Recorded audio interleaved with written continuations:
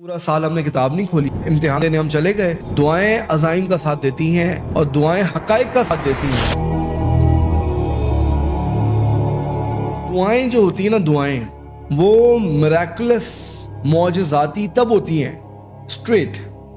جب ان کے پیچھے اسباب جو ہوتے ہیں نا وہ پورے ہو چکے ہوتے ہیں۔ جو انبیاء ہیں اور صالحین ہیں وہ بھی اسباب کو سامنے رکھے بغیر دعاؤں کو جو ہے نہیں مانگا کرتے،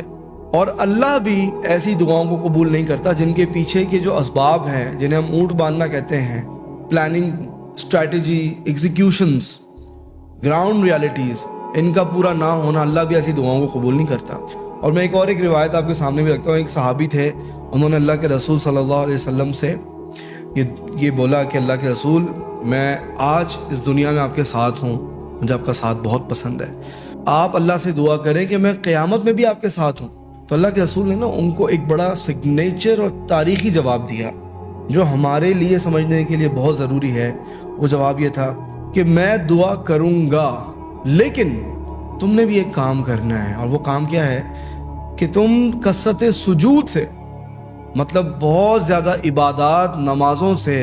فرائض اور نوافل سے میری دعا کی مدد کرنا۔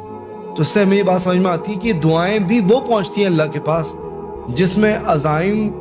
بڑے پختہ ہوتے ہیں، جس میں عمل بہت پختہ ہوتا ہے۔ تو آپ اور صحابہ بھی ہے نا اللہ کے رسول سے اس کو اس طرح سے بھی سمجھتے تھے کہ دعا توکل کا نام ہے، توکل کا ایک اور نام دعا ہے۔ اونٹ باندھنے والی جو روایت ہے کہ توکل کو سمجھنے کے لیے صحابہ نے کہا ہم اونٹ نہیں باندھتے اور ہم اللہ پہ توکل کر دیتے ہیں۔ تو اللہ کے رسول نے کہا نہیں صلی اللہ علیہ وسلم، پہلے تم اونٹ باندھو،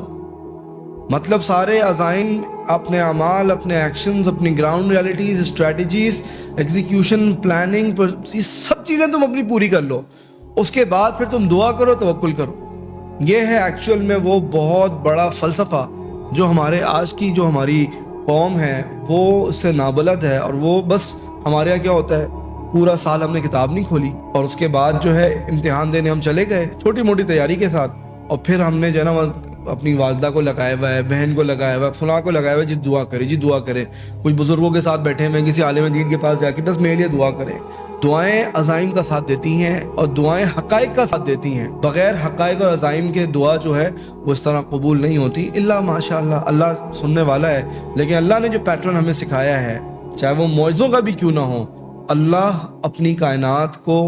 اور اس کے اندر جو معاملات ہیں ان کو پوری طریقے سے پکاتا ہے، اس کے بعد پھر کوئی جو دعا ہے پوری ہوتی ہے، اس کے بعد جو معجزہ ہے وہ آتا ہے، معجزے اس کے بغیر نہیں آتے۔